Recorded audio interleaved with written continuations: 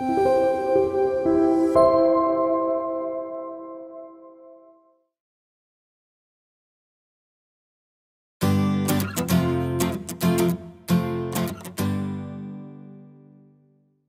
주제는 국권 상실에 대한 역사인데, 이 말은 바꾸어서 말하면 조선이 왜 식민지 되었지? 그 말인 거예요. 거꾸로 말하면은 일본 놈들이 한국을 어떻게 먹었지? 말을 거칠게 하면은 어떻게 먹었지? 그걸 이야기하려고 하는 내용입니다. 제가 최근에 그 역사학자들하고 프로젝트를 하면서 내 역사 지식이 부족하니까 역사책들을 조금 읽었는데, 그 중에 한 권이 일본 책이었어요. 이조 멸망이라고 하는 책이었는데, 제가 예전에 교보문고에서 구했어요. 그래서 이제 프로젝트 할 때 그 책을 읽었어요. 읽어지더라고. 근데 한참 읽다가 2010년에 중복판이 나온 것을 알게 됐습니다. 그래서 그 책을 다시 구했습니다. 그거는 두 권으로 이루어졌어요. 증보가 대폭 됐기 때문에 두 권으로 이루어졌는데, 하나는 조선 멸망이고 또 하나는 일한병합이에요. 그래서 내가 제목을 그대로 붙여가지고 뭘 하기는 좀 불편하더라고, 마음이. 근데 내가 그 책을 읽어보니까 내 마음에 뭐가 느껴지냐 그러면은, 야, 참 이 조선 슬프다 하는 마음이 느껴지더라고. 왜 슬프냐 그러면은, 일본 놈들이 한국을 그렇게 혹되게 다룰 수가 없어요. 이 힘없는 한국이 너무 슬퍼. 거꾸로 일본 놈들은 너무 미운 거예요. 야, 정말 조선은 슬픈 역사를 가졌구나. 그래서 슬픈 조선이라고 제목을 지어서 이 8월 달에 시장에 내놨습니다. 그랬더니 제 주변에 있는 사람들이 제목 좋다. 또 주변에 있는 사람들이 책 읽어보더니, 야, 책 잘 썼다. 그런 이야기를 하더라고. 그래서 내 주변에 있는 사람들이 기회가 되니까, 정 선생, 기회가 되면은 강연도 한번 해봐. 그러면서 나를 이렇게 자꾸 추천해서 그런 자리에 한 번씩 올려주려고 그러는 거예요. 그래서 제가 부담스럽지만은, 그렇게 뒤에서 한 번씩 밀어줄 때 밀려서 한 번씩 나가보는 것도 괜찮겠다 하는 마음으로 여기에도 온 것입니다. 그래서 이 첫 강의니까 비록 부족하기는 하지만은 하여튼 앞으로 가는데 이런 강의가 상당히 나에게 도움이 되지 않을까 하는 생각을 가지고 잘 못하지만 한번 해보겠습니다. 한 나라가 다른 나라를 침입할 때 그냥 침입하지 않습니다. 어떤 침입하는 원리를 갖지 않고 침입하지 않습니다. 일본 사람들은 정한론이라고 하는 원리를 가지고 조선으로 들어왔습니다. 일본에 보면은 이 요시다 쇼인의 유수록에 보면은 뺏기 쉬운 조선, 만주, 중국을 정복해서 일본을 풍요롭게 하자 하고 뭐 이런 말이 있는데, 이거는 어떤 나라를 쳐들어가서 그 나라에서 뺏은 것을 가지고 자국을 풍요롭게 한다는 얘기잖아요. 그렇죠? 그래서 이것은 막부만렵의 유신을 생각하는 일본 사람들은 이런 생각들을 다 가지고 있었다는 거예요. 공통적으로. 그래서 우리가 이런 내용들을 중심에 놓고 한일 관계를 이해하는 것이 필요하다 하는 생각을 갖습니다. 또 어떤 말도 있냐 그러면, 일본은 일찍이 문호를 개방해가지고 미국에게 불평등 조약을 체결해가지고 많이 당했잖아요. 어떤 형태로든 그것을 가지고 이 다른 나라를 뺏어가지고, 그 나라에서 뺏은 것을 가지고 과거 자기들이 미국에게 당했던 것들을 이렇게 좀 보충해야 되겠다 하는 생각들도 가지고 있었던 모양이에요. 근데 하여튼 그 시대에는 일본이 혼란했기 때문에 아직 통합이 안 됐는데, 그 사람들 한마디씩 하는 게 불편한 거예요. 그래서 그 사람들의 생각들을 외국 출정으로, 외국으로 보내는 것도 이제 이런 정한론이 만들어지는 하나의 좋은 배경이 되었던 것 같습니다. 그래서 일본은 이런 정한론을 가지고 한국에 침입하기 시작을 했다는 겁니다. 결론부터 얘기를 하면은, 일본은 저런 정한론을 가지고 한국을 침입하려고 한국에 왔지만은, 한국을 뺏기 위해서 처음부터 끝까지 그네들의 시나리오가 다 있었습니다. 그 시나리오대로 움직여서 한국을 뺏었습니다. 그냥 어떤 아무런 생각 없이 그냥 되는 대로 전쟁을 해가지고 뺏었던 것이 아니라 그 시나리오에 따라서 뺏었다는 거예요.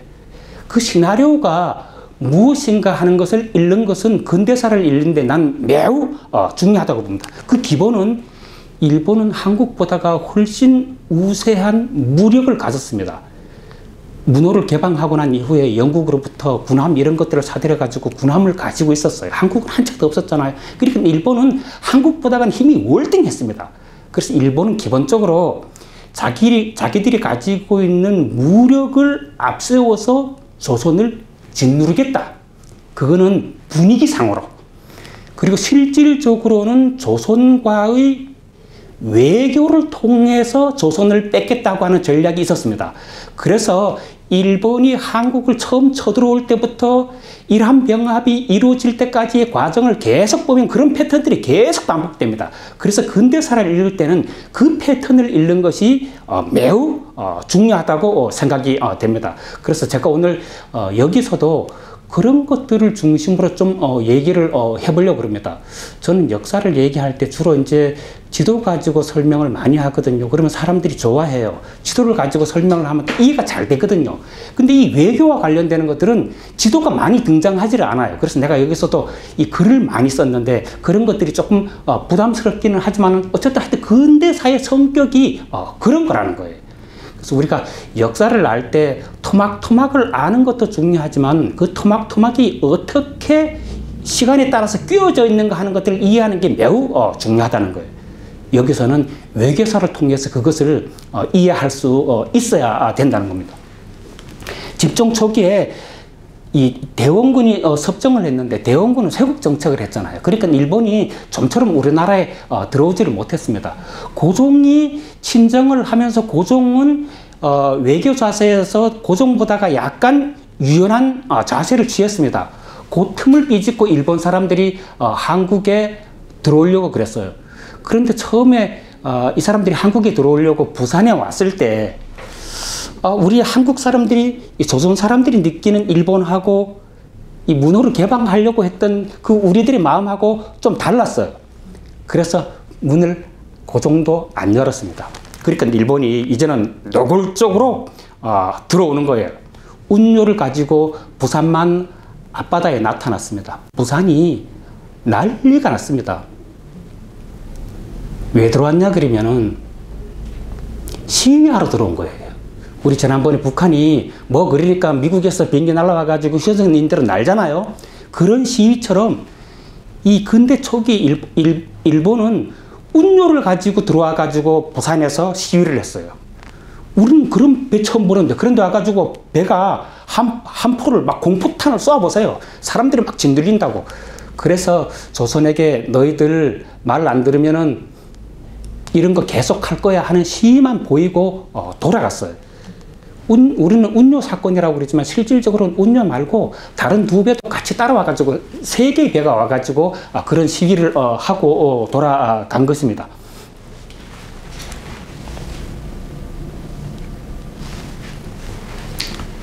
그래서 조선이 문을 열지를 않으니까 일본은 자기들 시나리오에 따라서 움직이는 거예요. 그래서 일본의 배가 한국에 오면은 한국 정부에 신고를 하고 와야 되는데 신고도 안 하고 배를 끌고 강화도까지 온 거예요. 어디 왔냐 그러면 강화도 밑에 보면은 영종도 비행장이 있잖아요. 그 영종도 일대에 와가지고 운요를 세웠어요. 강화도 초지진에서 보니까 일본 배가 온 거예요. 거기서 보트를 내려가지고 초지진 쪽으로 막 달려오는 거예요. 근무를 사는 사람들은 나는 매우 당황했을 거라고 봅니다. 이거 어떻게 해야지? 근데 초지진에서 근무하는 사람들은 그것을 영토 침범이라고 생각했어요. 그래서 포를 쐈습니다. 일본이 포를 쏘라고 배를 띄운 거예요. 일본은 그런 식으로 전쟁을 해요. 왜냐 그러면 자기들이 조선이 포 쏘면 자기들이 이길 수 있는 자신이 있기 때문에 그런 작전을 자꾸 쓰는 거예요. 조선에서 포를 쏘았는데 그 포는 운요까지 날아가지도 않습니다. 한 포에서 쏘는 포탄의 위력은 우리나라하고 견딜 정도가 아니거든요. 잠시 후에 초지진 포대가 침묵했습니다. 몇 방 맞았겠죠. 그 다음에 운요에서는 이 병사들을 내려가지고 영종도로 들어갔어요. 그래서 그 영종도에 있는 군인들하고 싸움을 했습니다. 그래서 영종도에 있는 군인 35명이 죽었습니다. 일본 군인은 2명밖에 안 죽었어요. 일본의 대승이잖아요. 뭐 사람만 죽였습니까? 인가에 불 지르고 관아에 불 지르고 난리가 났어요. 그런데도 일본은 이 정도만 하고 일본으로 돌아갑니다. 한국의 정세를 어느 정도 봤다는 얘기죠. 자, 일본은 여기서 한번 사고가 났잖아요. 일본이 이겼든 졌든 일본은 한번 붙으면은 그것을 빌미로 조약을 맺으려고 합니다. 아니, 아무것도 없이 조약을 맺을 수 없잖아요. 그러니까 자기들이 무슨 구실을 만들어요. 이것도 구실인 거예요. 구실을 만들어 가지고 조약을 하는데, 이것도 함장이 일본에 가가지고 강화도 사건을 일본에 가가지고 일왕 앞에서 조선에서의 상황을 다 보고를 합니다. 그 다음에 부산에 있던 모리야마 시게루도 조선 일본으로 다시 돌아갑니다. 지금 한국이 난리가 났다, 요동친다, 이때 일본이 밀고 들어가야 된다, 이런 것들을 회의에서 이야기를 하는 거예요. 일본 정부가 들어보니까 그럼직한 거예요. 그래서 이런 의견들을 받아들여 가지고, 좋아, 그러면 조선으로 가자. 무엇을 가지고? 여기서 전쟁을 했던 것을 가지고 조선으로 가자는 거예요. 왜냐하면 싸워가지고 일본 병사가 2명 죽었다는 거예요. 저걸 가지고 조선에게 너네들 이거 배상해. 배 뒤에 세워놓고 그렇게 밀어붙이러 들어간 거예요. 자, 그래서 이 800명으로 편성된 6척의 군함을 타고 이제 한국에 또 나타납니다. 배상을 요구하러. 그래서 뭐라고 그러냐 그러면, 부산에서도 벌써 7, 8일 뒤에 강화도에 갈 테니까 너희들 준비해놔, 막 이렇게 얘기를 하는 거예요. 그 얼마나 외교에서 그런 외교가 어디 있습니까? 자기들이 힘이 있으니까 그렇게 말하는 거예요. 사실은 이런 과정 속에 슬픈 조선은 거기 들어있는 거예요, 사실은. 힘없는 사람이 당하면 얼마나 슬픕니까? 나는 이것을 읽으면서 무슨 생각이 들었냐 그러면, 우리가 학교에 가면은 힘센 아이들이 애들 화장실 뒤로 데려가가지고 막 때리고 돈 뺏고 너 내일 돈 가져와 막 그러잖아요. 이 국가도 그러는 거예요. 이 일본이 조선을 그런 식으로 다루는 거예요. 7일 뒤에 들어갈 테니까 준비해놔. 자기들이 힘을 가지고 이 조약을 맺으면은 우위에 서겠다고 하는 전략인 거예요. 이런 것들도 다. 그 다음에 부산에서는 한포 막 쏘는 거예요. 그 한포 쏘면은 조선 정부에 그 소리가 안 들어가겠습니까? 들어가라고 쏘는 거예요. 시위를 하면서. 그래가지고 이 무력으로 조선을 정치적으로 누리겠다는 거예요. 그러고 난 다음에 이제 이 강화도 쪽으로 올라옵니다. 그때 조선 대표로는 윤자성하고 신원, 이런 사람들이 나왔어요. 실질적으로 나섰지만 이런 사람들은 자기들 의견을 결정할 수 있는 권한도 없고 외교 지식도 많지를 않아요. 벌써 일본은 그때 유럽에 가가지고 유학을 하고 와가지고 이 외교가 뭔지를 잘 알고 있었어요, 그 사람들은. 그래서 그 사람들은 조선은 그런 거 몰라. 그렇기 때문에 이런 걸 가지고 조선을 잡아먹을 수 있어 하는 시나리오가 다 있었어요. 그래서 이 강화도에 와가지고 강화 숙성에서 예비교 수업을 하는데 어느 정도냐 그러면은, 이 호위병을 우리가 3,000명을 데리고 왔다는 거예요. 이건 너무 많잖아요. 이거 외교하는데 3,000명이 뭐 필요해요. 그 중에 반은, 의장병이라는 거예요. 그래서 윤자승이, 그런 사람들이 강화도에 다 들어오면 방도 없고, 안 된다, 받아줄 수가 없다. 그러니까 뚝 잘라가지고 400명만 들어오겠다는 거예요. 아니, 의장병들이 들어오는데 무기가 뭐 필요하나? 무기 가지고 오지 마라. 그랬더니, 아니, 일본은 이 높은 사람들이 바깥에 나가면은 호위병들이 총을 차고 칼을 차는 것은 관행이라는 거예요. 그러면서 그것들도 안 내려놓는 거예요. 그 힘이 약한 사람은 이렇게 당하는 거예요. 그래가지고 결국은 400명이 상륙하기로 결정을 했습니다. 그 시대에 400명이 강화도에 들어갔다고 생각해 보세요. 얼마나 많은 사람들이 거기에 들어갔겠는가. 그래서 이 강화도 조약이 2월 10일 강화성 연무당에서 이제 열리기 시작합니다. 그럴 때도 회담을 하는데 저 뒤에 바다에서는 포성이 울리는 거예요. 그러니까 여기에 나가가지고 이 교섭을 하는 윤자성이나 신은 이런 사람들이 정신적으로 얼마나 눌리겠습니까? 그래서 일본 사람들이 딱 보니까 요거 진짜로 눌리네 하니까 처음에는 배상 문제를 요구하자고 했다가 당장 탁 바꿉니다. 그 다음에는 개국 문제로 바로 가버리는 거예요. 배상 문제 얘기를 안 하고. 그 개국이라는 것은 조약을 체결하는 것을 말합니다. 그래서 참 재밌는 것은 그놈들이 벌써 올 때 조약 문항까지 만들어 갖고 왔다는 거예요. 그러니까 이게 다 시나리오라는 것을 우리가 알 수가 있는 거죠.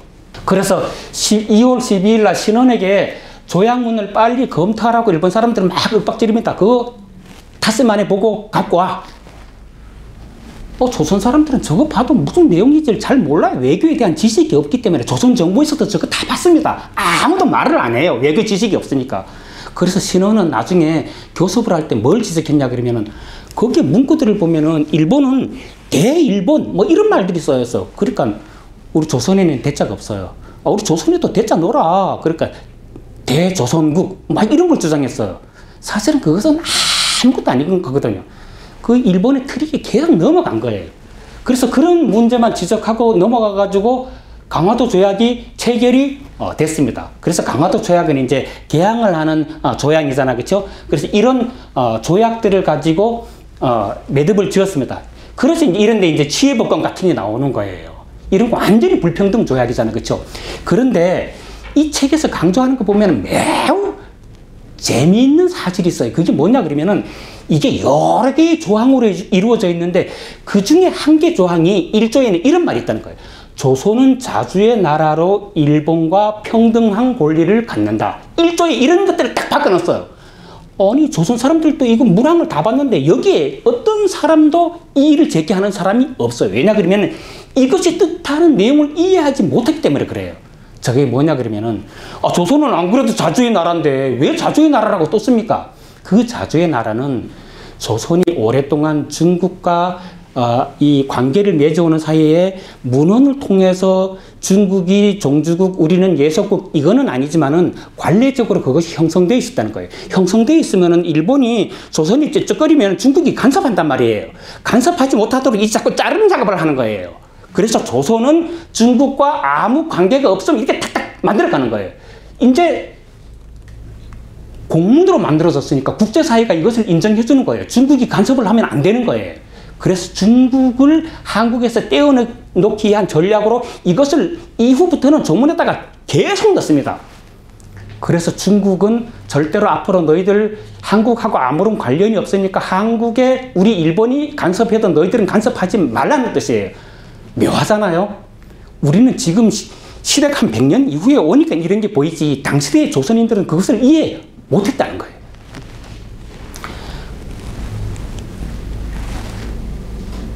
그래서 이제 이 강화도 조약은 이런 패턴으로 넘어간다고 하는 것들을 이해해 주시면 좋을 것 같아요. 그리고 이런 패턴이 다음 사건과 조약이 맺어질 때 어떻게 연관되는가 하는 것들을 살펴보면 연관성을 갖고 있어요. 그런 것들을 잘 읽으면은 조선이 어떻게 국권을 상실했지 하는 것을 그 본질을 가지고 이해할 수 있다는 겁니다. 자, 이모군란이 일어났습니다. 이모군란은 뭐 이 오군영을 이군영으로 바꾸고 별기군이라고 하는 하나의 군대를 더 만들어 가지고 이제 일본 사람들이 들어왔으니까 일본 사람들을 군사 고문으로 쓰고 훈련 교관으로 쓰고 그랬습니다. 그런데 이 별기군은 아주 예우가 좋았어요. 거기에 반해서 이제 이 군영으로 편제되면서 여기서 쫓겨난 사람들, 이런 사람들은 오랫동안 봉급도 잘 못 받았어요. 그래서 아주 열받아 있는데 봉급도 못 받았지, 이런 놈들은 뭐 혜택을 많이 보는데 자기들한테는 혜택이 없지. 그러니까 뭐 하급 병사들이 연락이 열받았어요. 근데 나중에 봉급을 줬는데 쌀로 줬잖아요. 근데 뭐 쌀에 뭐 겨가 섞여 있고 썩고 이러니까 이 병사들이 이 제대한 병사들 막 이런 병사들한테 열받은 거예요. 열받아가지고 이제 와 하니까 난이 일어난 거예요. 그런 것들이 이제 이 중앙 정부에 이 전해졌습니다. 중앙 정부에 전해지니까 중앙에서는 다 잡아다가 이게 뭐 처형하겠다 막 이러니까 막 이게 커져 버린 거예요. 커져 가지고 이제 군란으로 이제 발전하게 됩니다. 이 뭐 군란이 발전하게 되니까 이 어지럽잖아요. 어지러우니까 민비가 이제 왕궁을 나와가지고 충주에 있는 궁망산으로 가가지고 숨어 들어갔습니다. 그렇게 이게 난이 어지러우니까 수습을 못하는 거예요. 그래가지고 대원군을 다시 불렀습니다. 그래서 대원군이 이제 2차 집정이 되죠. 그래서 대원군을 다시 불러가지고 대원군이 이런 것들을 수습을 했습니다. 대원군이 2차 집정을 하기 전에 민비한테 쫓겨가지고 지방으로 갔었잖아. 그러니까 이게 둘 간에 이 라이벌 의식이 많은 거예요. 그러니까 쫓겨간 민비는 대원군이 매우 믿고 대원군은 민비가 죽었다고 선포한 거예요. 궁망산에서 이 소식을 들었어요. 민비가 열받은 거예요. 민비는 머리가 잘 돌아가는 여자입니다. 그리고 이 왕궁에 들어와가지고 춘추시대에 관한 글들도 많이 봤어요. 전쟁에 관한 글들. 그래서 그런 것들도 잘 알아요, 민비가. 그래가지고 이제 민비가 이 밀서를 보내는데 그거 이모군란 대원군이 부추겨서 한 것이다. 그래가지고 자기들 관련되는 사람들한테 이렇게 밀서를 이렇게 보냅니다. 그러면서 국왕의 이름으로 청나라에 도와달라고 요청을 해라. 요청을 했습니다. 그러니까 청나라에서는 일본하고 자꾸만 이제 이렇게 되고 한국하고도 이렇게 되는데 국왕의 이름으로 요청이 왔단 말이지, 공식적으로. 그러니까 청나라가 얼씨구하고 조선으로 들어오는 거예요. 그러니까 이모군란의 핵심은 군란을 통해서 일본군하고 청나라군을 조선으로 끌어들이는데 특징이 있는 거예요. 이모군란의 문제점이에요. 그래서 한국에 들어온 청나라군은 주로 왕십리하고 이태원 지구에 있는 군란자들을 이렇게 거칠게 다루었습니다. 그때 하급 병사들은 주로 이태원하고 이게 왕십리 일대에 살았어요. 거칠게 다루면서 376명이나 죽었습니다. 그때 이제 민비가 한성으로 들어오게 됩니다. 이모군란이 일어났을 때 일본군하고도 조금 관련이 되었어요. 왜냐 그러면은 거기가 어지러워지니까 일본군하고도 관련이 되는데 그 교관 있잖아요. 교관 이런 사람들도 폭도들한테 찔려서 죽었어요. 그리고 일부 도망가다가 죽은 사람들도 있어요. 그것도 이제 일본이 빌미로 삼을 수 있는 구실이 되잖아요. 또 그것을 가지고 한국에 들어오는 거예요. 이제 조약을 하러. 그래가지고 1882년 8월 달에 이제 들어와가지고 고종을 만나가지고 제시를 합니다. 이거 중국하고 관련이 없을 때는 조선에 가가지고 울릉도도 뺐고 인천도 뺐고 막 그러려고 했거든요. 근데 지금 청나라가 들어와 있으니까 함부로 그렇게 못하는 거예요. 그래가지고 이 제물포 조약에서는 이런 것들을 싹 빼놓고 이 대신 뭐 빨리빨리 처리하라고 막 자꾸만 윽박지르는 거예요. 그 답장을 달라고 했는데 조선이 답장을 안 주니까 조선이 마음대로 할 수도 없어요. 이미 뭐 또 청나라도 들어와 있는데 눈치 봐야 되는데. 근데 이제 청나라에서 이제 이 사람들이 이제 화를 내면서 인천 앞바다에 군함으로 돌아갔습니다. 그러니까 마공청이 조선의 사신들에게 시켜가지고 그 배에 가봐라. 거기 가서 회담해라. 그래서 그 배에서 회담을 했습니다. 그게 제물포 조약이에요. 그래가지고 조약이 체결됐습니다. 그 중에 주요한 것 중에 이런 것들이 있습니다. 배상금 50만 원을 지급한다. 그 다음에 호리모토 소위 이하 3명이 사망했는데 그 사람들을 위해서도 5만 원을 내라. 그 다음에 일본 공사관 보호를 위해서 약간명의 일본군을 한국에 주둔시킬 수 있다 하는 요거를 넣습니다. 그래서 야금야금 이제 들어오기 시작하는 거예요. 이 50만 원은 어느 정도의 돈이냐 그러면은 당시 조선왕조 세입의 6분의 1이라는 거예요. 50만 원이. 지금 우리가 50만 원 생각하니까 아무것도 아니지만 세입의 6분의 1이라는 거예요. 그럼 몇 명 죽었다고 이렇게 요구를 하는 거예요. 그래서 조선이 뭐 돈이 있습니까? 그러니까 자기들 은행에서 또 돈을 빌려줘요. 당시의 시세가 5할 내지 6할이 이자인데 막 8할씩 이렇게 해가지고. 그러니까 막 조선은 이제는 안팎으로 막 누르는 거예요. 그래가지고 이래가지고 조선이 이것을 물어주게 됩니다. 그 다음에 여기 약간명이라고 하는 거 있잖아요. 그렇죠? 참 요런 게 묘해요. 정말로 이 외교는 문구산인 것 같아. 조선에서는 약간명 300명? 뭐 300명 그럴 수도 있지. 근데 일본이 말하는 약간명은 3,000 내지 4,000명 이런 걸 말하는 거예요. 일본은 사실은 외교는 정확한 용어를 가지고 정확하게 딱 꽂아놔야 되는데 일본은 그렇게 안 하는 거예요. 왜냐 그러면 이런 것들을 구실 삼아가지고 조선을 괴롭히려고 그러는 거예요. 그래서 그때 조선에 와 있는 청나라 군인이 4,000명이 됐으니까 적어도 자기들도 4,000명 정도는 있어야지 이 한반도에서 청나라하고 견제를 하면서 계속 조선에 대한 지배권을 행사할 수 있다고 생각했겠죠. 그래서 이런 것들을 갖다가 넣은 거예요. 그래서 이 조약을 보면서 저런 내용을 읽어내는 것이 매우 중요하다는 거예요. 그래서 내가 본 그 책의 저자는 저런 것들을 잘 읽어내더라고. 그래서 그 사람 뒤에 후기 같은 것들 써놓은 거 보면은 자기는 조약을 계속해서 반복적으로 읽었다는 거예요. 그러니까 그런 것들이 눈에 보이기 시작하더라는 거예요. 그래서 나도 그런 걸 보면서 야, 책은 그렇게 보는 것이고 역사는 그렇게 읽어가는 것이구나 하는 것들을 배우게 되더라고. 그래서 이런 데서 그런 내용들도 이렇게 공유할 수 있으니까 좋다는 생각이 듭니다. 그 다음에 이제 이 갑신정변이 일어났습니다. 일본이 저러니까 조선에 좀 한멸을 느끼고 우리도 일본처럼 돼야 되는 거 아니야? 이렇게 좀 근대화되기를 바라는 사람들이 이 시대부터 이제 막 나타나기 시작합니다. 대표적인 사람이 김옥균이에요. 그래서 김옥균은 일본에 가가지고 막 이 유식자들하고 만나고 정치하는 사람들하고도 만나고 재상들하고도 만나고 이래가지고 이 사람들하고 친분이 많이 두터워집니다. 김옥균은 식자잖아요. 그러니까 일본 사람들하고도 잘 통해, 그 정도 사람이면. 그래가지고 일본 사람들하고 이런저런 얘기를 하다가 이거 조선을 개혁해야 된다. 근데 이 사람들은 과격 개혁파인 거예요. 그래서 김옥균은 일본에서 이렇게 차관을 빌려가지고 이 개혁을 한번 하려고 합니다. 근데 실질적으로 그렇게 되지는 않았지만은 어쨌든 하여튼 우정총국에서 한바탕 벌렸습니다. 그 벌린 것이 이제 갑신정변입니다. 갑신정변 때 이 청나라군하고 일본군하고 또 붙었어요. 일본군은 숫자가 몇 명이 안 됐어요. 이때의 상황은 이모군란 때하고 비슷합니다. 청나라군이 많이 밀어붙였어요. 그러니까 일본군들은 또 조금 당했잖아요.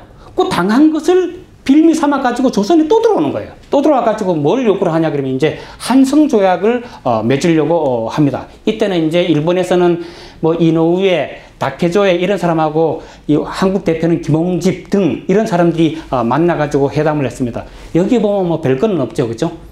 뭐 이런 것들입니다. 이런 것들. 여기서는 뭐 돈 얘기도 없고 막 특별한 것들 없고 이런 정도만 해가지고 한성조약이 이루어졌습니다. 근데 이런 데 보면은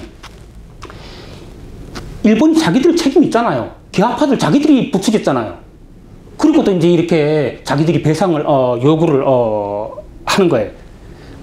그래서 이 저자가 뭐라고 말하냐면은 일본은 조선이 상대일 경우에는 외교 방침이 뻔뻔스럽다는 거예요. 그거는 힘이 있기 때문에 그런 거예요. 조선이 힘이 없기 때문에 저놈들 뻔뻔한 거 알면서도 뭐라고 말 못하는 거예요. 일본이 알고 그렇게 밀어붙이는 거예요. 저런 걸 볼 때 정말로 나라에 힘 없으면 정말 비참하고 하는 것들 느끼게 됐죠. 조선에도 약점은 있었습니다. 이 일사일레이라고 하는 게 있는데 처음에는 창덕궁이 너무 넓으니까 김옥균이 왕궁에 있는 사람들 다 데리고 창덕궁 옆에 있는 경우궁으로 갔어요. 그 경우궁이 좁거든요. 거기서 딱 가두면은 좋잖아요. 그러니까 민비가 눈치가 빠릅니다. 이유를 내가지고 이거 뭐 어쩌고 저쩌고 그래가지고 창덕궁으로 다져가자 그랬습니다. 창덕궁으로 가니까 거기는 크니까 100명이 그것을 다 관리하기가 어려워요. 그죠? 근데 어쨌든 거기 있을 때 이 김옥균이 고종을 이렇게 뭐 억압했다고 하면 그렇지만 하여튼 막 세게 욕을 해가지고 일본 병사들 들어오게 해라, 공문을 만들어라. 그러니까 김옥균이 종이에다가 일사례위 이거 써줬어요. 이게 뭐냐 그러면은 일본 군인들은 들어와가지고 우리를 호위하라 이런 뜻입니다. 얼마나 좋은 이거 문서입니까? 고종의 친필인데 이게 일본 사람들 손에 들려 있었어요. 그러니까 우리 측에서 일본에게 뭐라 그러면 야 이거 왕이 써준 거야, 왕이. 그러면서 그런 것을 가지고 우리가 이런 조약을 맺는데 문제가 없다는 자료로 그 사람들이 삼는 거예요. 그런 의미에서 보면은 고종이 이거 써주지 말아야 되는데 써준 것은 약점인 것이죠.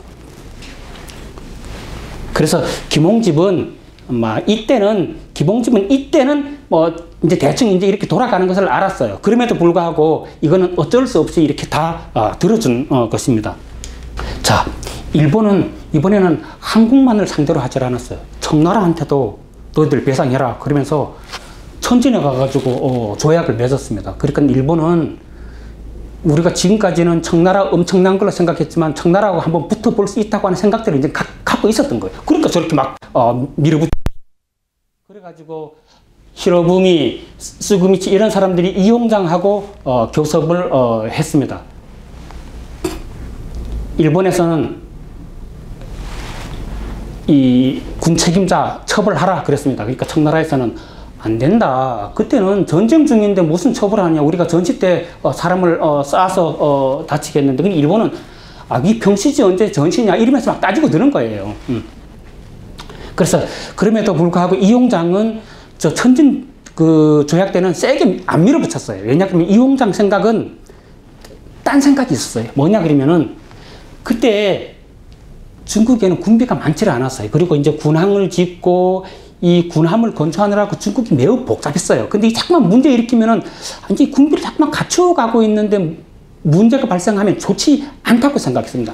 그 다음에 또 하나는 이 러시아의 남하를 우려했습니다. 러시아는 땅이 굉장히 크잖아요. 근데 러시아의 약점이 있습니다. 그 약점이 뭐냐 그러면 러시아는 얼지 않는 부동항이 러시아에는 없어요. 그래서 러시아는 그 부동항을 그렇게 갖고 싶어 했어요.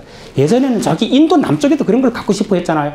그러니까 파키스탄 쪽으로 내려오려고 그러니까 거기서는 영국이 꽉 잡고 있었어요. 그렇게 이제 조선으로 내려와가지고 부동항을 가지려고 그러는 거예요. 그래서 뭐 블라디보스토크도 거긴 겨울에 좀 언뎨니다. 그렇게 이 남쪽의 항구 이런 데서 가지려고 하는 거예요. 아니 러시아까지 내려와가지고 한반도로 오면 중국도 불편해지는 거예요. 그러니까 한중일 연합해가지고 중국을 견제해야 되겠다고 생각이 들어가지고 일본을 그렇게 혹되게 다루지는 않았습니다. 일본의 의중을 정확히 몰랐다고 말할 수도 있는 것이죠. 자, 조인 결과 여기서 이제 중요한 것은 또 이런 거 있습니다. 조선에 중대한 변란이 발생할 경우 청나라와 일본 중에서 한 나라가 출병할 때는 서로 알려야 하고, 이거 행문지조라 그랬는데 서로 알려야 한다는 거예요. 일본이 먼저 들어오면 일본이 알리고 청나라가 먼저 들어오면 청나라가 알리자 이렇게 짠 거예요. 이것도 다 일본의 이 꼼수에 몰려가지고 만드는 거예요. 이것도 일이 마무리되면 곧바로 군대를 철수한다 이런 거예요. 근데 일본은 일이 마무리돼도 한번 딱 들어오면 안 나가려고 그러는 거예요. 그러니까 이게 우선 들어오는 게 중요하니까 일본은 자꾸 이런 것들을 만드는 거예요. 그래서 세 번째, 마무리되면 곧바로 철수한다고 해놓고 일본 사람들은 동학농민 전쟁이 끝냈을 때 다 되면 나가야 되잖아요. 딱 들어오면 일본 사람들이 이제 안 나가는 거예요. 왜냐 그러면 그 사람들은 조선은 우리가 반드시 먹어야 된다고 하는 그네들이 이념이 있기 때문에 그럽니다. 그래서 이런 것들을 통해서 일본이 한국을 꼼수를 통해서 한국을 먹으려고 하는구나 하는 것들을 읽을 수 있습니다. 근데 실질적으로 그렇게 했어요. 자, 동학농민 전쟁은 우리가 이제 대충 알으니까 그냥 요거는 살짝 넘어가도록 하겠습니다. 근데 하여튼 동학농민 때도 청나라 군들이 많이 들어왔는데 일본 사람들은 많이 안 들어왔어요. 일본 사람들은 어땠냐 그러면은 이 이홍장이 이 청나라 군들을 보낼 때 자신만만하게 이렇게 막 보내요. 근데 일본 사람들은 다 트릭을 썼어요. 이 스기무라 서기관이라고 하는 사람이 조선인 서기생 정영방에게 일본은 지금 바빠가지고 뭐 이때 청나라가 불러도 한 100명 정도밖에 못 들어갈 거야 그랬어요. 그러니까 그 사람이 한국에 있던 원세계한테 얘기를 했어요. 원세계는 좋은 정보를 들었잖아요. 이홍장한테 이 얘기를 정보를 줬어요. 그러니까 이홍장은 그래? 그러면서 이렇게 보낸 거예요. 근데 실질적으로 일본 사람들은 이것밖에 없는 것 같지만 일본 사람들은 많은 병력을 가지고 한국에 들어올 수 있는 준비를 다 해놨습니다. 그래서 일본 사람들은 중국은 청나라는 언젠가는 한번 뛰어넘어야 될 벽입니다. 조선에서 완벽하게 깨려면 그러니까 청나라 언젠가는 한번 붙어야 된다 하는 생각을 늘 가지고 있는 것이죠. 자, 그래서 전쟁이 났습니다. 일본에서는 함대를 가지고 가다가 청나라 만나면 쏴라. 그리고 전쟁하라. 강경론을 냈습니다. 도고 헤이하츠로가 이 도고 헤이하츠로가 일본의 유명한 대장입니다. 이 유명한 대장이 나니아를 타고 서해안을 돌다가 청나라에서 오는 배를 만났습니다. 그게 고승호예요. 이 고승호는 영국제 배인데 올 때는 청나라 군인들하고 영국 사람들도 함께 타고 있었습니다. 나니아가 고승호 앞에 배 들이댔습니다. 그래가지고 함장한테 올라와가지고 따라와 그랬어요. 아니 상대는 항복도 안 했는데 따라오라는 거예요. 이게 납부하려고 그러는 거예요. 거기서 말을 안 들었어요. 그러니까 어려가지고 바로 쐈어요.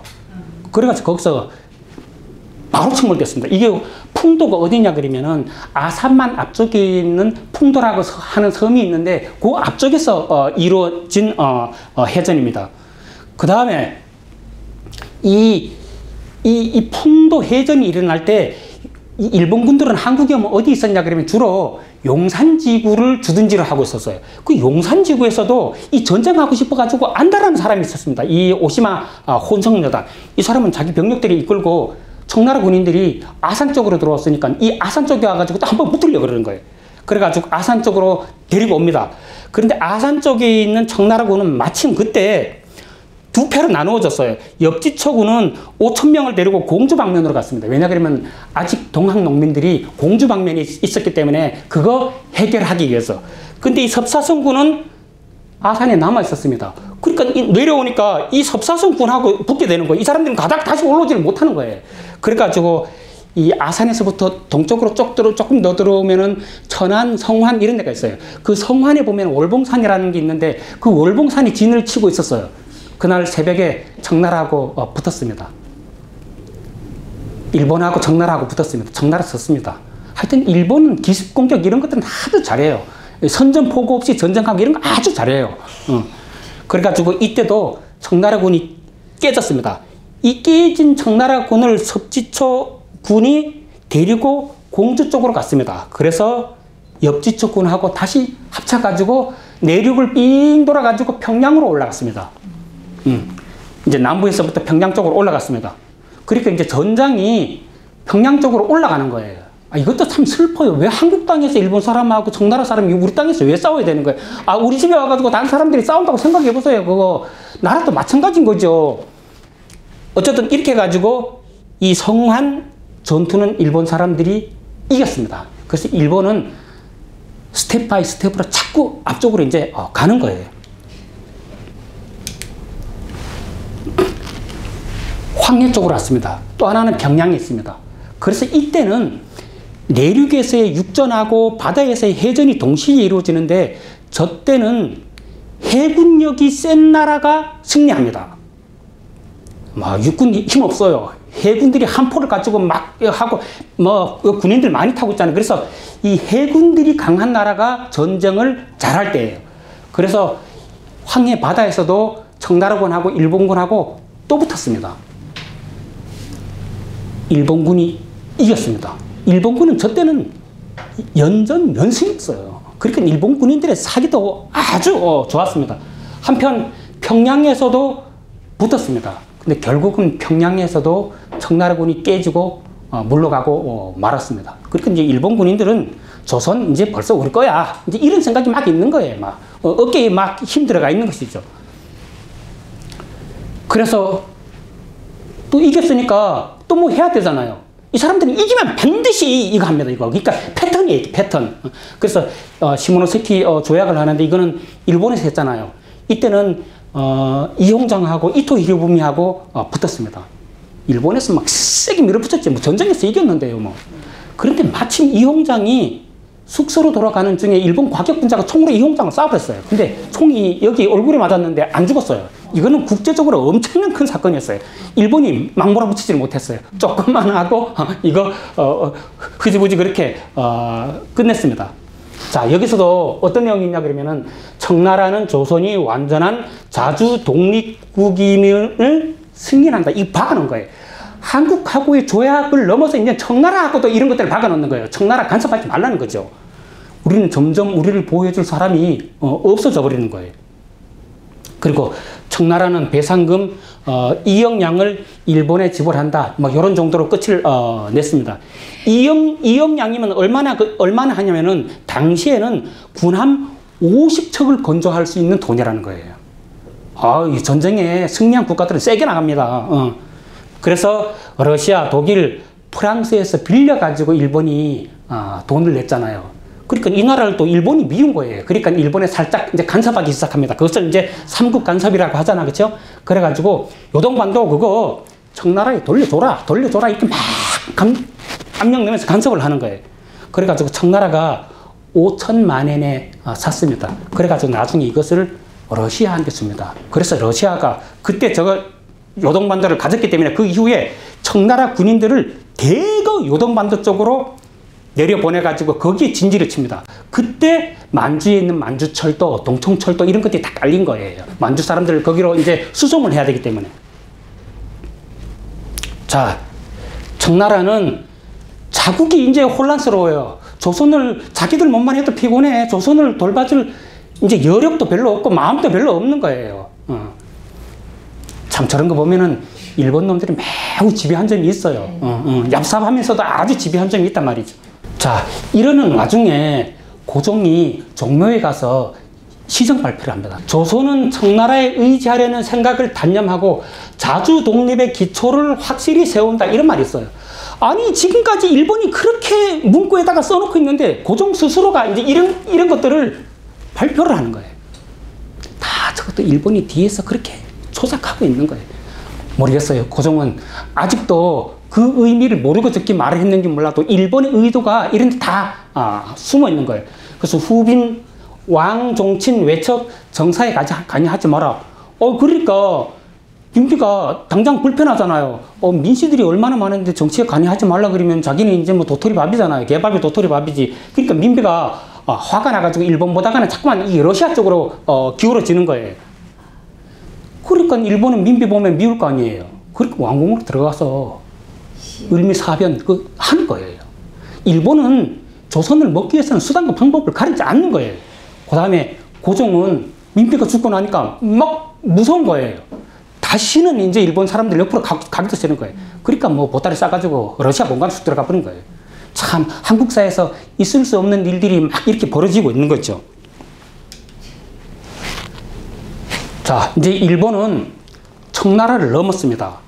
이제 러시아만 넘어서면은 조선은 자기들 것이에요. 물론 일본은 조선을 넘어서 중국까지 가겠다고 하는 큰 포부가 있지만은 기본은 조선이에요. 그래서 청나라하고 이제는 일본하고 붙습니다. 왜 붙습니까? 조선을 뺏어먹기 게임하는 거예요, 두 나라가. 우리 뭐 교과서에 보면은 유럽 사람들 아프리카 국민들하고 관계없이 자기들끼리 선거가지고 아프리카를 막 뺏어먹고 노예로 막 데려가잖아요. 우리는 아프리카는 슬프다고 말하지만은 우리 조선의 역사를 모르는 사람들은 조선은 슬프다고 말하지 않는 거예요. 알고 보면 조선도 슬퍼요. 아프리카만큼이나. 그런 일들이 조선 사회에서 이렇게 벌어지고 있는 것입니다. 이때 페테르스부르크 당시에는 러시아 수도였어요. 이때는 그 이렇게 불렸는데 지금은 상트페테르부르크 이렇게 부르죠. 그렇죠? 거기서 일본 공사가 러시아 예무장관에게 국교 단절 통고소를 건넸습니다. 이제 국교 끊자. 이 말은 전쟁하자는 얘기잖아요. 근데 아직 선전포고는 안 했어요. 그래서 러시아 사람들은 아직 선전포고하려면 시간이 있지 이렇게 생각하고 있는 거예요. 일본 앞에는 그런 생각하면 안 돼. 일본은 선전포고 없이 또 붙었어요. 이렇게 여선항 밖에서 함대들 나오는 거 기다리다가 포격해가지고 격침시켰습니다. 그 다음에 인천항 밖에서도 러시아 배 2개가 있었는데 너희들 나와. 안 나오면 우리 거기다 쏜다. 거기 다른 외국 함대들도 있었는데 막 공포하는 거예요. 그러니까 러시아 군함이 나왔어요. 나오니까 됩니까? 바깥에서는 막 열몇 대가 쫙 기다리고 있는데. 그러니까 여기서도 게임 끝났어요. 이게 간단하게 이렇게 2개가 끝났잖아요.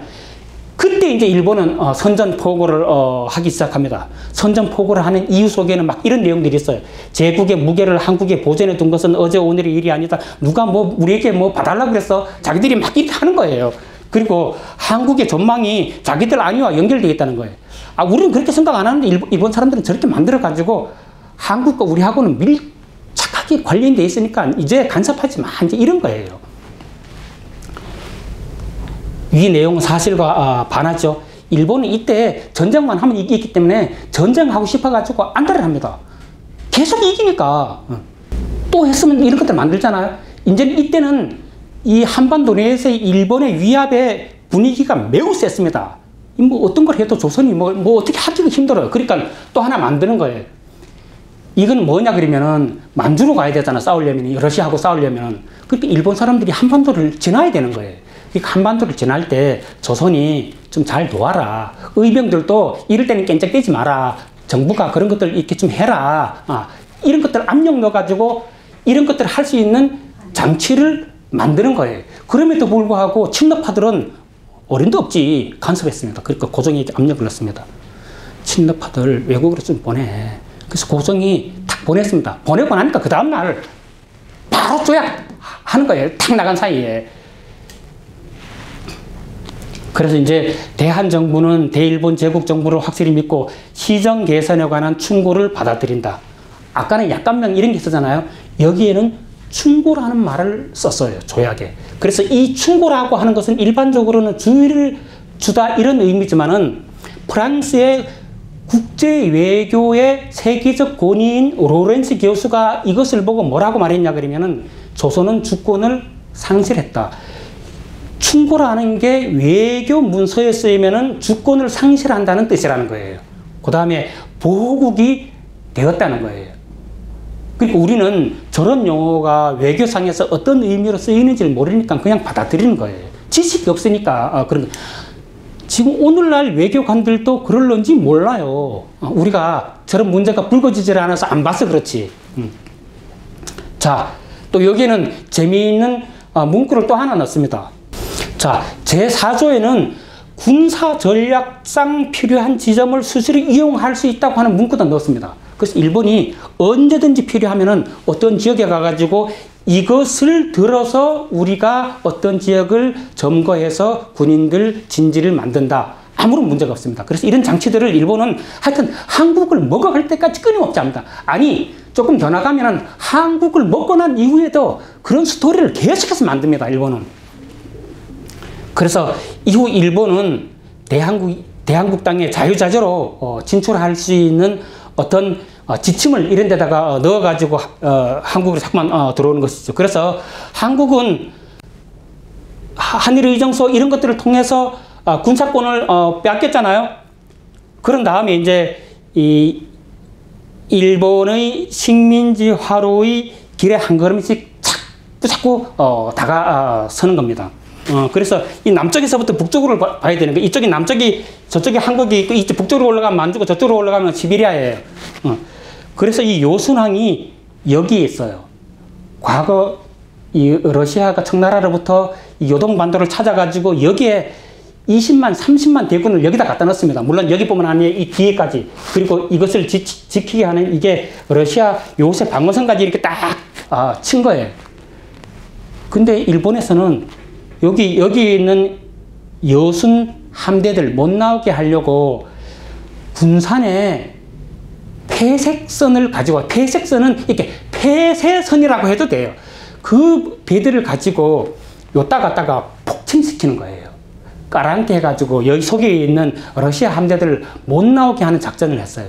3번에 걸쳐서 했습니다. 물론 어려웠죠. 이게 뭐 진지에서 막 포 막 쏘니까 망청해. 이게 전조등 켜놓고 막 쏘니까 3번을 해가지고 여기다가 폭침시켰습니다. 근데 완벽하게는 못 시켜가지고 러시아 배들이 드나들긴 하지만 하여튼 일본이 그런 작전까지 나중에 했다는 거예요.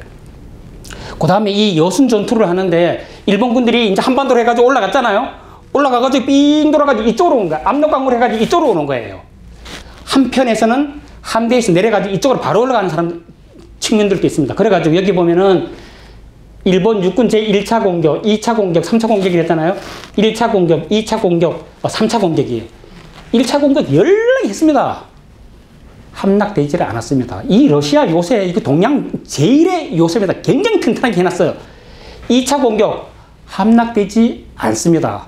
그래서 3차 공격은 작전을 바꿨어요. 작전을 어떻게 바꿨는데 이쪽으로 와가지고 203고지를 점령하기로 작전을 바꿨습니다. 203고지는 203m잖아요. 근데 이게 민둥산이에요. 근데 이것이 갖는 의미가 매우 큽니다. 그래서 여기서는 어느 날 일본이 고지 점령하면은 그 다음날 러시아가 점령하고, 그 다음날 일본이 점령하고, 그 다음날 러시아가 점령하고, 한국의 백마고지 같은 곳이에요. 근데 결국은 일본이 뺏었습니다. 이것을 뺏은 것에 대한 의미가 매우 큽니다. 왜냐 그러면은 여기에 여순 함대를 잠깐만 이쪽에서 막으려고 그랬잖아요. 그렇죠? 근데 여기 올라가면은 이 여순 함대가 보여요. 이렇게. 그러니까 여기서 포를 쏠 때는 산이 이렇게 있으면은 관측하는 사람들은 여기 있습니다. 포는 이 뒤에서 쏘는 거예요. 앞에서 이렇게 명령만 좀 뒤에서 쏘는 거예요. 그러니까 앞에서 명령을 좀 뒤에서 여기다가 계속 갖다 쏘는 거예요. 여기다가. 결국은 그 포탄에 맞아가지고 여순 함대들 다 침몰했습니다. 그래서 이 여순 함대들하고의 전투도 일본이 그렇게 승리를 했습니다. 그래서 패색작전, 여순전투 이런 것들 다 일본이 승리하게 되는 것이죠. 그 다음에 이거 황해의 해전인데 그 앞쪽에서 우리가 청나라도 황해에서 한번 붙었다 그러잖아, 그죠? 청나라도 한번 붙었기 때문에 그 전투를 황해해전이라고 하는데 러시아하고도 한번 붙었어요. 그러니까 일본 사람들은 요 이름을 구분하기 위해서 요거는 황해의 해전 이렇게 해놨더라고. 내가 한국 학자들은 뭐라고 하나 찾아봤더니 한국 학자들은 개념이 없어. 의미가 정확하게 없어. 붙여 쓰고 띄워 쓰고 뭐 저 설명하는 게 없더라고. 그래서 내가 그냥 저거는 바람직하지는 않지만 하여튼 그래도 좀 구분하기 위해서 해전 뭐뭐의 해전 이렇게 했습니다. 그래서 내가 이런 걸 하면서 바라보면은 역사학자들 아직 할 일 많네 하는 생각이 가끔 들어요. 이 여순에는 비트케프트가 이끄는 여순 함대가 있었습니다. 그 다음에 블라디보스토크는 북쪽 두만강 저쪽에 있잖아요, 그렇죠? 거기도 이제 이 배들이 있었거든요. 거기에는 알렉세예프가 이끄는 블라디보 함대가 있었어요. 이 블라디보 함대 알렉세예프가 이 비트게프트의 여순항을 너희들 거기서 빨리 나와가지고 이 블라디보스토크로 와 이렇게 명령을 했습니다. 근데 가려고 나왔다가 보니까 또 일본 배들이 쫙 깔리는 거예요. 다시 들어간 거예요. 상관의 명령을 안 듣네. 그래가지고 알렉세이프가 니콜라이 2세한테 명령 좀 해달라 그랬습니다. 그 니콜라이 2세가 너 가! 그러니까 어길 수 없잖아요. 그래서 거기서 나온 거예요. 나오니까 뭐 일본 배들이 딱 지키고 있는 거죠. 거기서 붙어가지고 다 깨졌습니다. 그래가지고 아까 블라디보스토크에 있었던 배들이 있었잖아요. 그렇죠? 그 배들은 여기서 여순항에서 배들이 나오면 이렇게 맞아가지고 블라디보스토크로 가려고 남쪽으로 내려와 있었습니다. 어디에 내려와 있었냐 그러면은 울산 앞바다까지 내려와 있었습니다. 거기서 마중해가지고 올라가려고. 일본 배들이 꼭 딱 찾았습니다. 거기서 붙었습니다.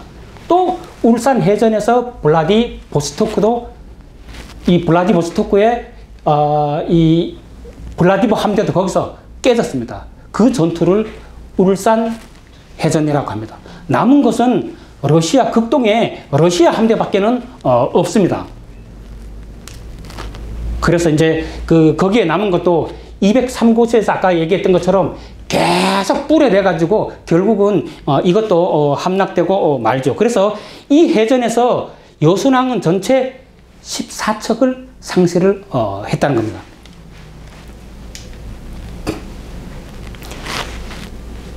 자, 저러고 나니까 일본이 이제 전쟁을 이기면 못 얻어야 되잖아요. 그러니까 이제 한국을 쪼아대는 방침을 또 만드는 거예요. 뭐, 여순 함대도 이겼겠다. 블라디보 함대도 부쉈겠다. 요동반도에서 러시아군도 패퇴시켰겠다. 뭐 이제 힘 있잖아요. 그러니까 이제 조선은 완벽하게 이제 소나기를 놀려고 자꾸 다가오는 거예요. 그래서 한일 의정서에서는 군사권을 빼앗았는데 국가가 가지고 있는 주권을 완벽하게 뺏어야 되잖아요. 이번에는 여세를 몰아서 외교권, 재정권 이런 것들을 뺏으려고 이제 정책적으로 다가오는 겁니다. 그래서 한일 협약을 맺었는데 이 한일 협약 1조에는 일본인 1명을 재정 고문으로 받아들이고 있습니다. 이게 거부 못 하잖아요. 그 다음에 2조에는 외국인 1명을 외교 고문으로 받아들이고 이랬잖아요. 그렇죠? 재정과 외교에 외국 사람들을 넣어가지고 한국이 힘을 못 쓰도록 이제 장치를 또 만드는 거예요. 이제 군사권도 뺏겠죠. 재정권도 뺏겠죠. 외교권도 뺏겠죠. 그럼 뭐 나라 아니죠, 이제 뭐. 근데 거의 이제 뭐 합방 수준으로 이제 자꾸 가고 있는 거예요. 그 다음에 외국과 조약을 체결하는데 너희들 함부로 하면 안 돼. 반드시 우리한테 협의해가지고 하라는 거예요. 그러니까 수족을 다 잘라놓은 거예요. 이런 문구를 가지고 수족을 잘라놓은 거예요. 결과 재정고문에는 메가타 다네타로라고 하는 사람이 들어왔습니다. 우리는 요 사람은 잘 몰라요. 그죠? 학교에서 잘 안 가르쳐 주는 것 같아요. 외교 고문은 스티븐스가 들어왔어요. 그죠? 이 사람은 까불다가 정재관이한테 죽었잖아. 그죠? 근데 이제 여기도 이제 재정 고문을 하는 사람이 들어왔는데 일본에서도 벌써 군비 조달하고 군대 확장을 할 때 세제를 통해서 그것을 떠받쳤던 인물입니다. 한국에 들어와가지고 화폐 발행하고 백동엽전 회수했던 그 인물입니다. 그래서 제일은행권을 법정 통화로 삼았던 그 인물입니다. 그래서 일본의 제일은행은 한국에 국고를 감리하고 통화를 발권하는 업무를 이 사람이 들어오면서부터 그런 것들을 이렇게 굳혀놨습니다. 자, 그런데 이 외교는 그런데 이 조문에 이런 분야들은 그 말이 없었거든요. 근데 조문에 없던 분야들까지 일본 사람들은 다 구멍을 그렇게 안 치는 거예요. 이제 저렇게 안 쳐도 조선 정부는 뭐 반론을 잘 제기를 못해요. 이제 뭐 수족을 다 잘라놨으니까. 나중에 보면은 정말로 그렇구나. 훨씬 더 그렇다는 것을 뒤에 가면은 더 느끼게 됩니다. 자꾸만 외교권 상실되고 그래가지고 보호구에서 보다 진일보된 이제 여기서도 용어가 자꾸만 거칠게 바뀌잖아요. 식민지라 진행되고 있다는 거잖아요. 이제 동해 해전입니다. 이 동해 해전은 규모가 아주 큰 해전입니다.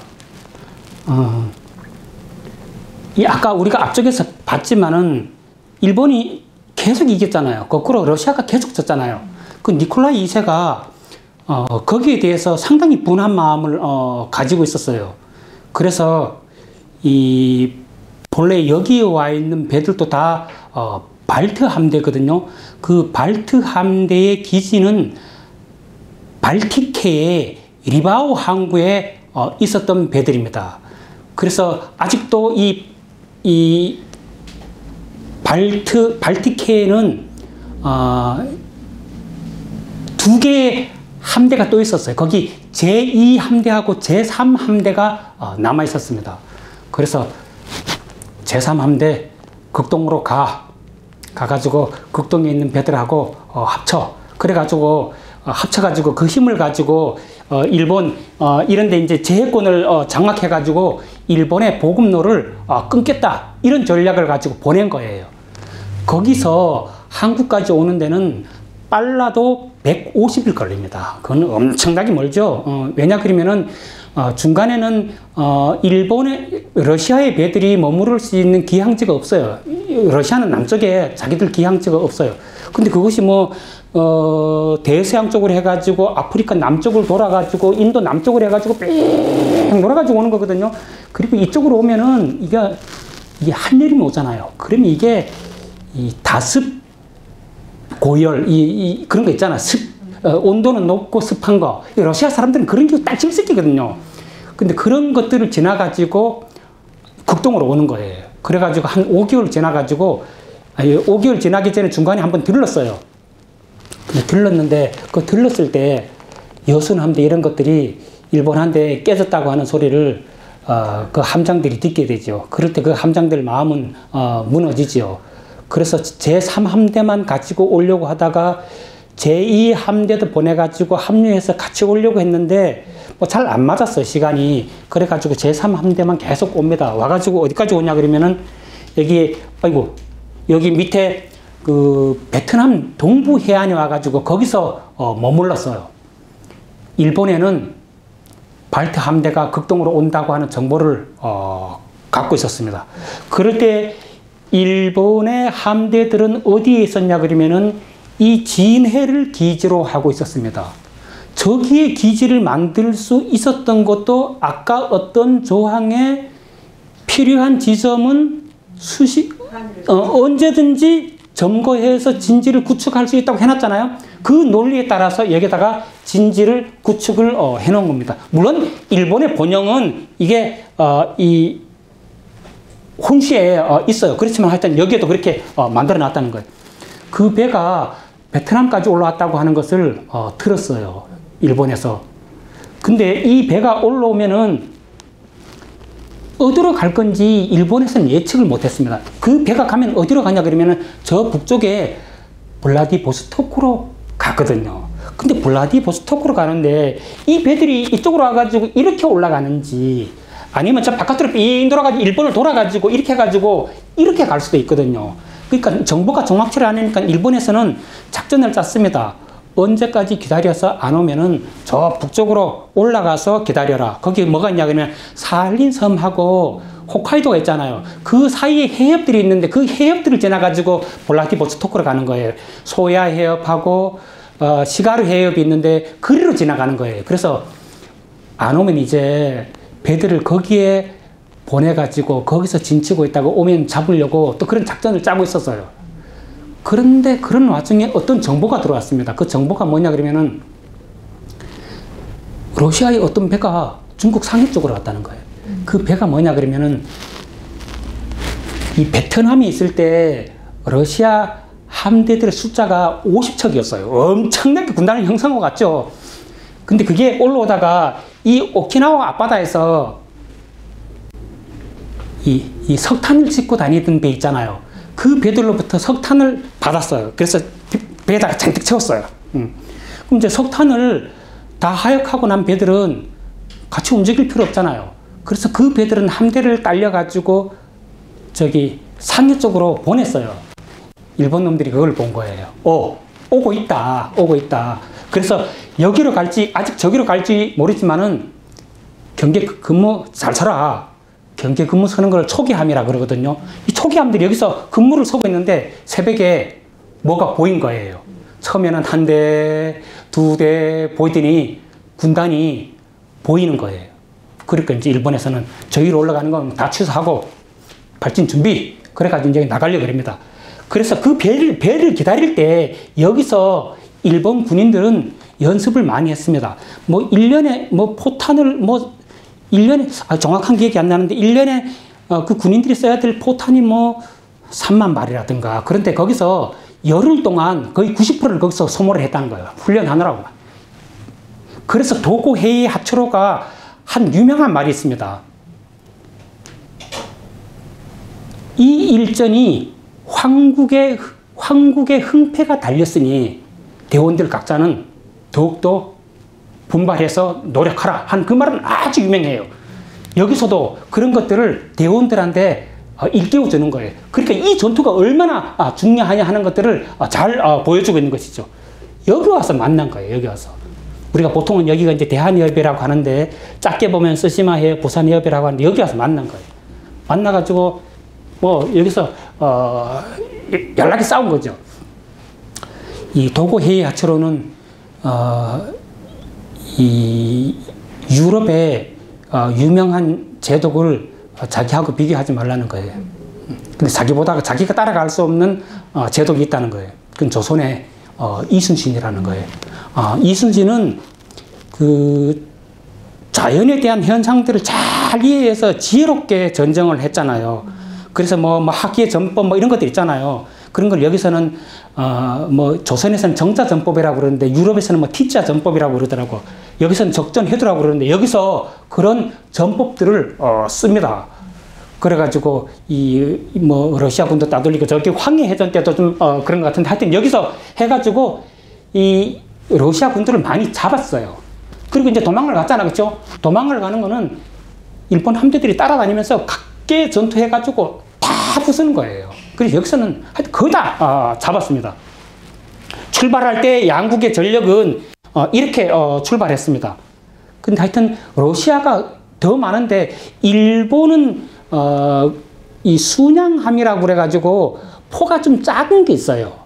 그 포가 작은 거는 멀리는 못 쏴요. 그러니까 일본 배는 멀리 있을 때는 청나라나 러시아는 멀리서 막 2000m 떨어질 때 막 쏘거든요. 이제 그때부터. 근데 일본은 절대로 안 쏴요. 일본은 꾹 참아요. 그 포탄이 날아와가지고 자기 배에 맞아도 어쩔 수 없어요. 그냥 가요. 그래가지고 이 전법을 통해가지고 배에 딱 다가서는 거예요. 그래가지고 접근전 하면은 이 포탄을 일사적으로 막 쏴야 되는 그런 전법을 썼어요. 그래서 가까이 접근하면은 다른 배들이 거의 일본 배를 이기지를 못해. 그래서 일본 배는 하여튼 그렇게 붙으면은 상대방 함선들을 잘 그렇게 무찌르더라고. 여기서도 그런 전법들로 사용을 했습니다.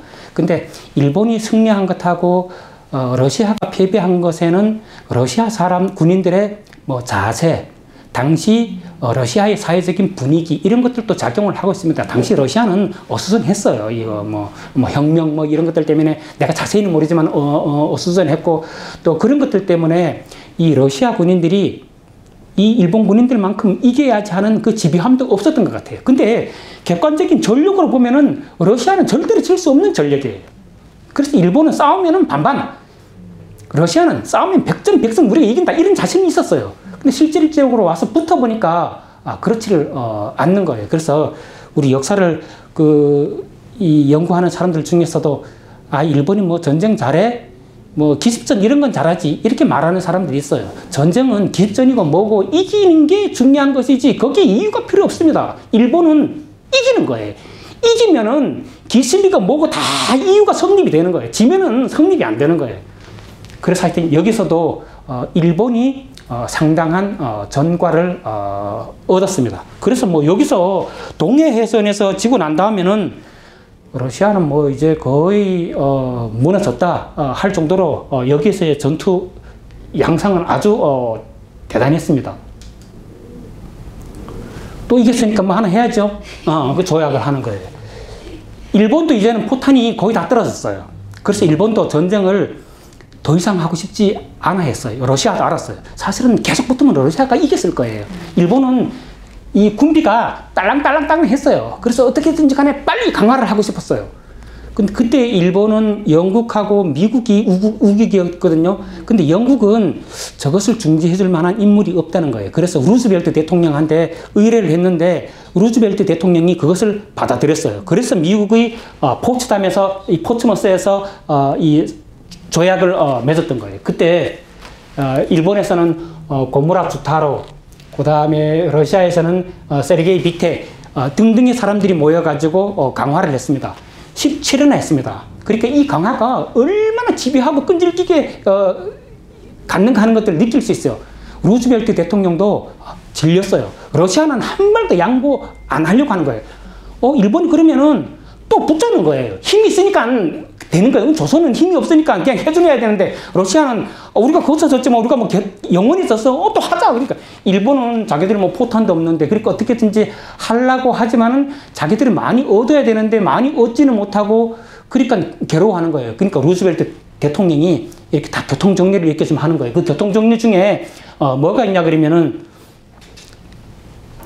이거 이 테프트라고 하는 사람은 미국의 국무장관인가 그래요. 근데 이 사람이 일본으로 시차를 가다가 필리핀으로 시차를 가다가 일본에 들러가지고 일본의 가스라 그 타로 총리하고 회담을 합니다. 미래예요. 미래를 하는데 거기서 뭘 엮었냐 그러면은 이 강화를 빨리 맺을 것을 정령을 하면서 이제 이 필리핀은 우리가 먹을 거야. 그러니까 필리핀은 미국의 식민지잖아요.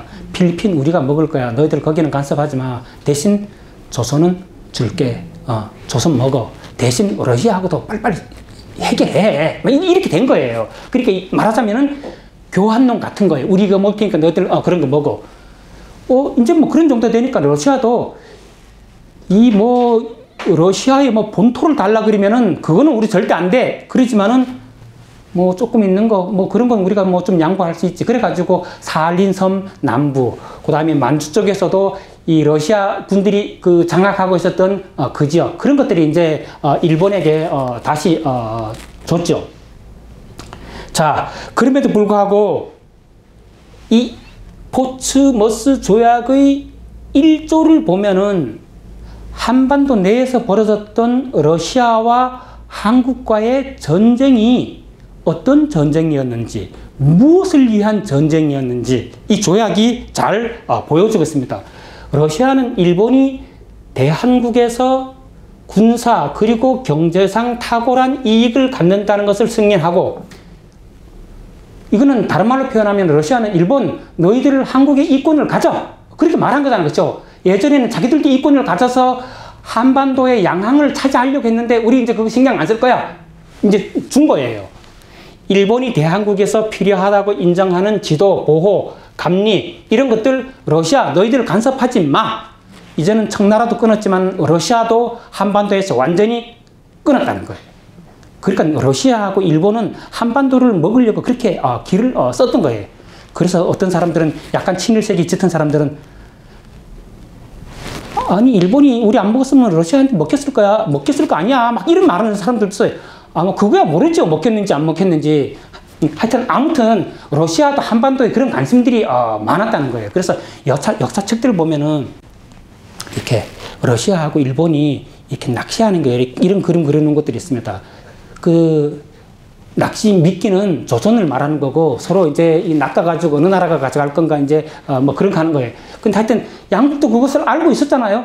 그리고 이제 러시아가 전쟁에 졌으니까 이제 너희들은 우리가 땅 이런 데 대해서는 더 이상 관여 안 할 테니까 조선에 대해서만큼은 손 떼 하는 것들을 조약 속에다가 완전히 새겨 넣었다는 거예요. 그래서 조약을 읽을 때 우리가 이런 것들을 읽을 줄 알아야 된다는 거예요. 근데 이런 것들은 이것만 딱 보면 잘 안 보일 수가 있어요. 조약 전체를 갖다 놓고 이렇게 흘러오는 것을 보면 보이는데 하나만 딱 놓고 보면 잘 안 보일 수가 있어요.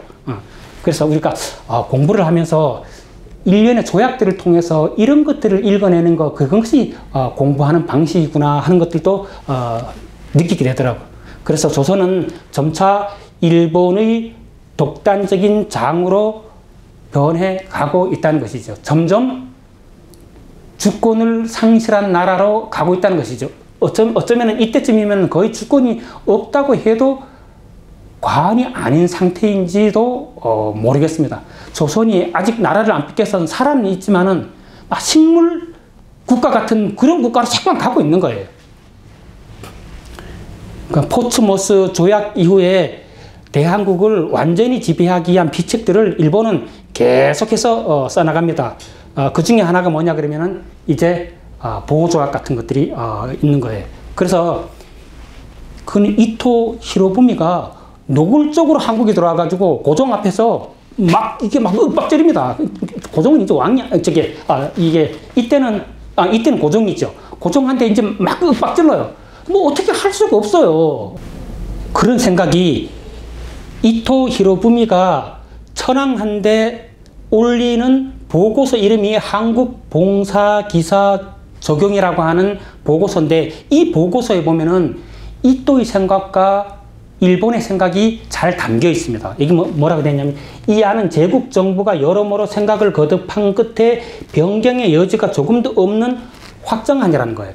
아니 조약은 와가지고 서로 이야기를 해가지고 문구를 만들어가지고 먹여야 하는데 자기들이 이미 다 갖고 왔다는 거예요. 이거는 황제한테도 다 보고됐다는 거예요. 못 바꾼다는 거예요. 그러니까 알아서 해 하든 말든 막 이런 거예요.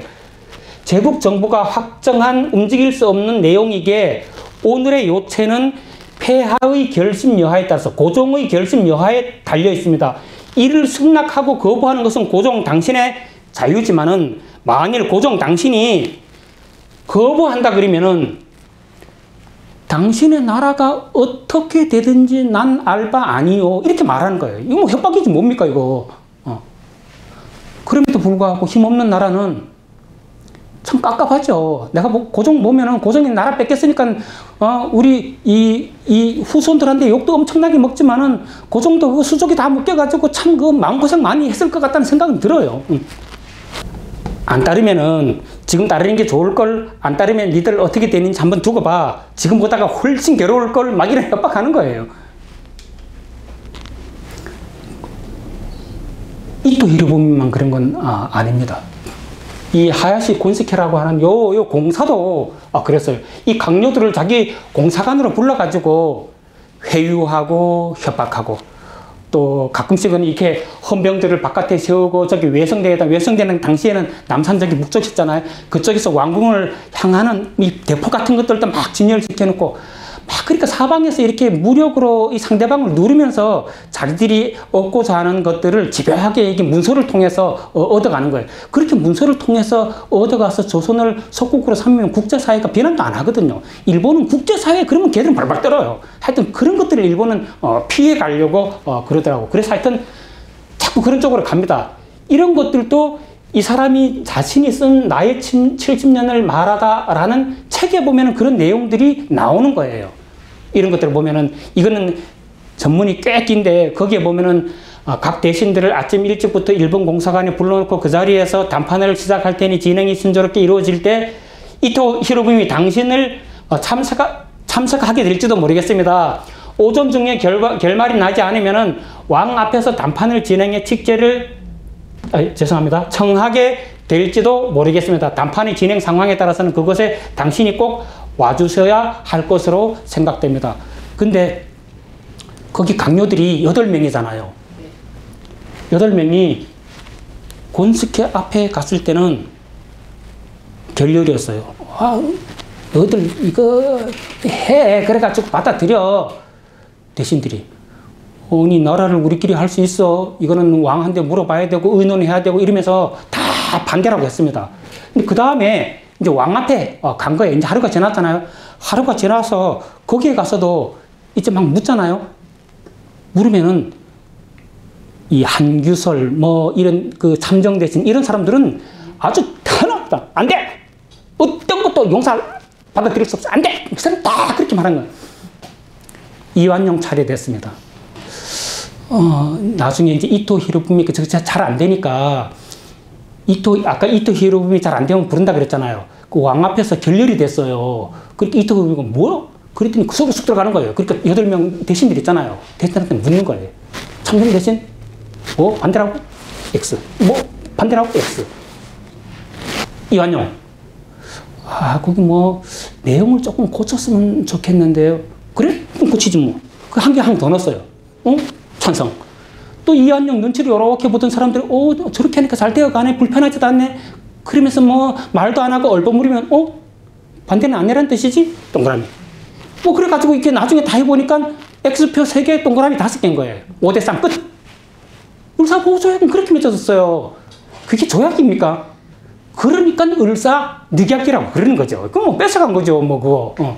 그래가지고 하여튼 을사조약도 그렇게 맺어졌습니다. 결국은 3대5 이렇게 이토 스스로가 자기가 결정을 내버린 거예요.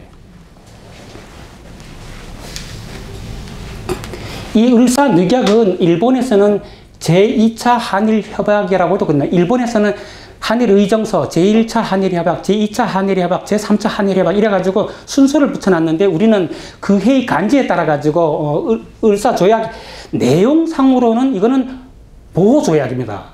그런데 이것이 조약이 이루어진 행태로 보면은 늑약인 거예요. 자연스럽게 이루어진 것이 아니고 그 일본에서는 제2차 한일 협약이라고 그럽니다. 그래서 여기서는 보면은 도쿄의 외무성을 통해서 뭘 하라는 거예요. 외무성을 통해서.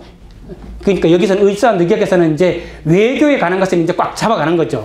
그 다음에 어떤 조약을 맺거나 하는 것도 마음대로 하지 못한다는 거예요. 그러니까 외교, 이제 그거 일본에 맡겨라는 것이 점점 더 독단적인 장으로 갑니다. 그래서 여기서는 을사조약을 통해서는 외교권도 빼앗았고 여기서는 통감을 둔다 그랬어요. 그래서 이 통감부를 지어놓고 통감이 정치를 하는 행태로 이제 바뀌어가기 시작합니다. 그러니까 실질적으로 외교를 뺏기면은 이게 뭐라고 그럽니까?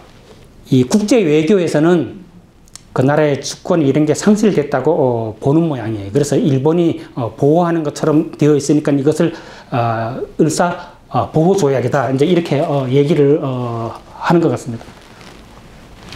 아니 뭐 조선인들은 뭐 바보입니까? 을사보호조약이 체결되니까 난리가 났습니다. 난리가 났어요.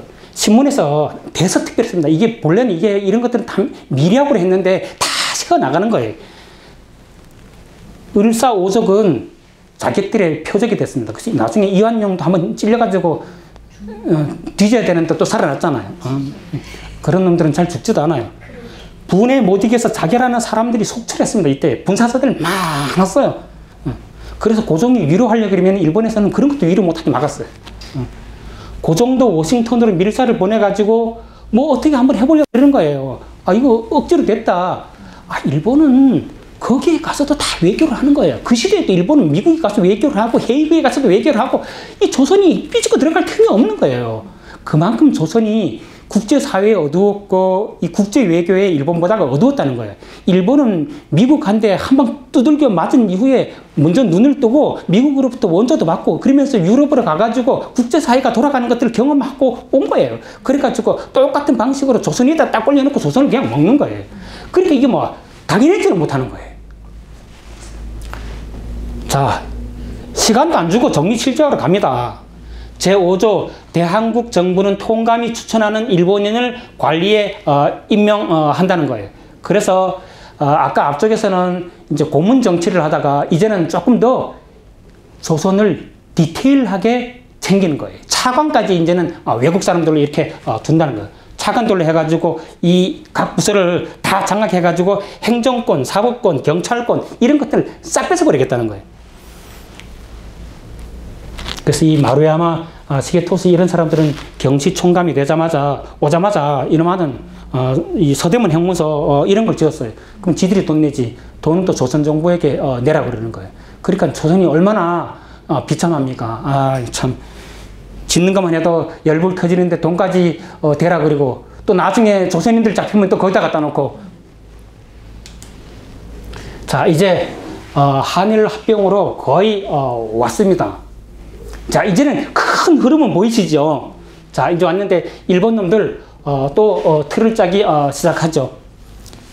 요전에 내가 여기다가는 안 썼는데 요 시대에 제일 미운 놈 중에 한 놈이 누구냐 그러면은 이토 히로부미예요. 안중근이 그거 가만 내버려 둘 수 없는 거예요. 그러니까 아주 안중근이 매우 사람 젠틀하잖아요. 젠틀하고 그 양반은 지식도 많고 그렇잖아요. 그러니까 안중근이는 이 피라미드하고 안 놀더라고. 딱 하나 겨냥해가지고 그거 하얼빈에서 잡더라고. 그 사람 매우 집요하게 접근한 거예요. 그 책에도 보면은 이 안중근이 하얼빈 잡는 과정도 꽤 길게 묘사되어 있어요. 그 사람은 안중근은 그거 이토 히로부미 처리하고 난 다음에 교도소에 있을 때 거기서 역사책도 쓰고 가끔 거기서 붓글씨 많이 썼어요. 거기 있었던 재판장들, 검사들 이런 사람들 안중근이한테 그 붓글씨 하나 받으려고 많이 떼썼습니다. 거기 있던 간수도 안중근이한테 글씨 하나 써달라 그랬어요. 안중근이가 안 써주더라고. 마지막 죽는 날 안중근은 하나를 요구했습니다. 흰 옷 입게 해달라. 그래서 안중근은 흰 옷을 입었어요. 그날 안중근이 간수한테 글씨를 하나 써주겠다 그랬어요. 위국 헌신 군인 본분. 그 글씨 거기서 써준 거예요. 그리고 안중근은 그 바로 직후에 형장의 이실로 사라졌습니다. 그 군인은 일본으로 돌아갈 때 그거 가지고 갔대잖아요. 그래서 자기네 집 있는 데다가 이 돌에다가 새겨놓고 안중근 제사도 부인이 지내줬다고 그랬잖아요. 그래서 해방 이후에 이 남산 중턱에 안중근 전시관이 생겼을 때 그거 한국으로 반환해줬다 그러잖아요. 그러니까 일본 놈들 속에도 장미 같은 사람도 있는 거예요. 뭐 다 일본 사람들이 나쁜 건 아니지만 하여튼 군부 요놈들이 문제인 거예요. 그것을 보면 안중근이 얼마나 그 젠틀한 사람인가 하는 것들을 보여주잖아요. 그럼에도 불구하고 이토 같은 놈들을 남겨둘 수는 없는 거예요. 안중근도 이토 히로부미 잡으러 갈 때 그 사람도 결혼한 한 남자인데 가정 생각 안 하겠어요? 이렇게 마음이 막 흔들린단 말이에요. 그런 사람도. 그러니까 그런 사람들은 결전해야 될 날 앞에서는 처음 생각했던 것들을 밀어붙이더라고. 야, 정말 대단한 사람이다. 그런 장면에 딱 가면 정말 눈물이 나오더라고. 자, 한일 병합 이걸 짜기 위해서 요런 놈들이 이 틀을 짰습니다. 이 가스라 다로, 고무라 주타로, 뭐, 요런 놈들이, 이 높은 놈들이 저런 틀을 짜는 거예요. 짜가지고 자꾸만 이렇게 하달하는 거예요. 그래서, 이제 조선은 거의 다 우리 건데, 사무적으로 뺏어야 되잖아요. 그렇게 이번에는 사무적으로 확실하게 뺏자. 그래서 좀 센 놈이 조선으로 가가지고 그런 역할을 하면 좋겠다. 그렇게 생각을 했습니다. 그래서 억지도 있고, 억지도 있고, 뚝심 있는 사람을 세우자. 그래서 이때는 일본에서는 무조건 이 정치인들을 세웠어요. 정치인들. 그래서 육군 대신 데라우치 마사다케를 3대 통감직에 겸임시켰습니다. 그래서 이놈은 일본에서 조선으로 이제 지시를 합니다. 경찰권과 일체 사무를 정부에 위탁하게 만들어. 왜냐 그러면 이제 한국을 뺐으면 전국이 시끄러울 거 아니에요. 이제 이 전국적인 스케일에서 이제 이 관리를 해야 되는 거야. 지금까지는 서울에서 막 놀았잖아요. 이제 전국적인 스케일에서 관리하려고 그러는 거예요. 그 다음에 헌병 제도도 확충을 했습니다. 당시에는 서울에 한 800명 정도가 있었거든요. 그거 가지고 한국을 뺏어먹겠다 그러는데 관리됩니까? 내가 과거에 궁금했던 게 저런 거예요. 아니, 몇 명 안 되는 사람들이 한국의 조선인들이 얼마나 많은데 어떻게 뺏어먹어? 아, 보니까 이런 장치가 있는 거예요. 요거 가지고 못 뺏어먹잖아요. 그러니까 일본에서 1200명 더 들여보냈습니다. 그러니까 2000명 됐잖아요. 아니, 2000명 가지고도 통제하기 힘든 거예요, 전국을. 그러니까 이제 일본에서 더 많은 사람 들어오기 힘들으니까 또 조선인들도 이렇게 좀 잠재워야 될 필요가 있으니까 일본인 1명에 조선인 보조원 3명씩 끼워.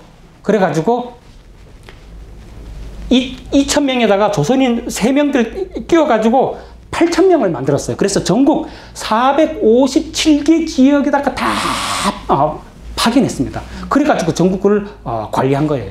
그 중에 천안도 있는 거예요. 유관순이가 천안에서 막 했을 때 그 천안에 파견된 놈들하고 이거 막 붙은 거예요. 이것도. 그 다음에는 친일석 짙은 일진에 있잖아요. 일진에는 이거는 일본 놈들이나 똑같아요. 그러니까 뭐 일진에다가 돈 왕창 줘가지고 이거 좀 이렇게 이 스무드하게 만들어라 안기게 막 이렇게 회의하는 거예요.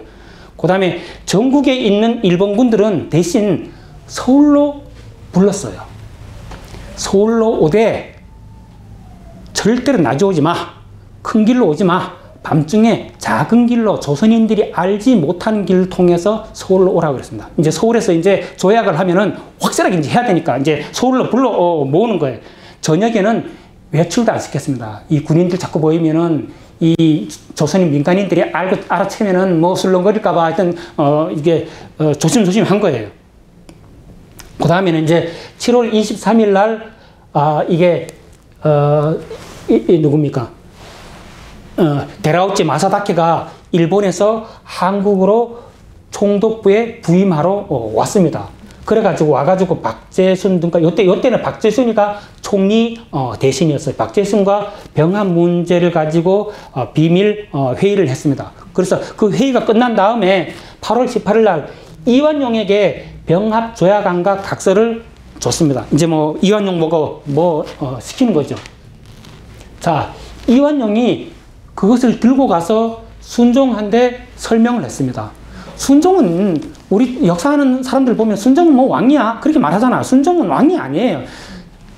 내가 보면은 역사책을 읽어보면 느껴요. 순종은 자신도 이제 뭐 계기나 안 계기나 뺏기는 건 똑같은 거야. 그러니까 순종은 가만히 있는 거예요.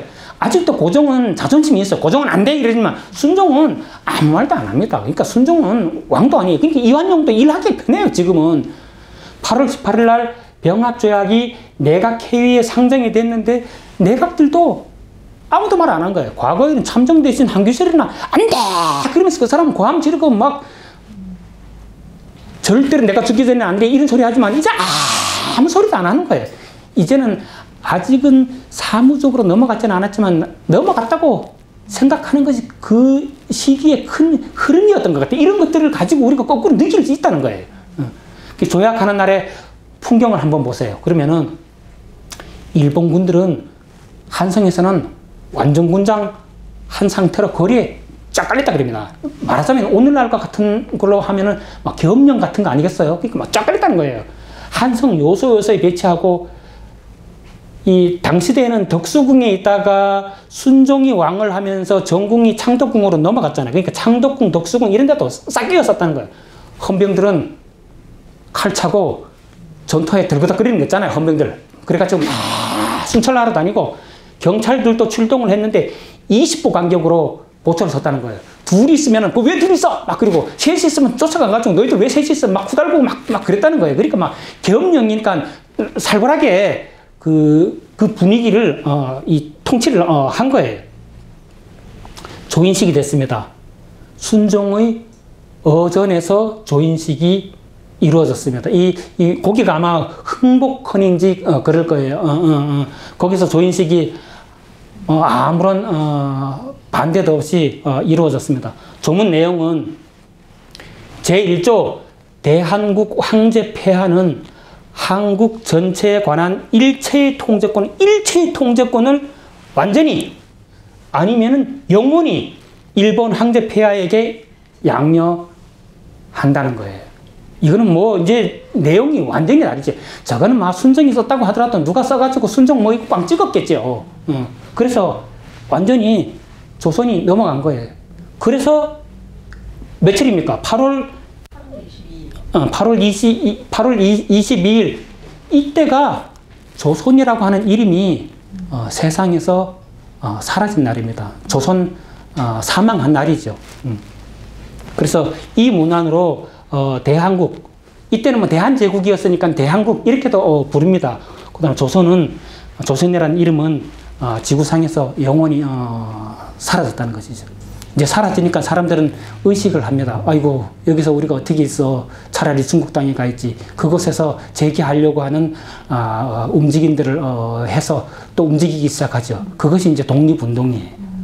그래서 독립운동은 언제 또 시간이 되면 그때 하기로 하고, 오늘은 저는 여기까지만 말씀드리고자 합니다. 고맙습니다.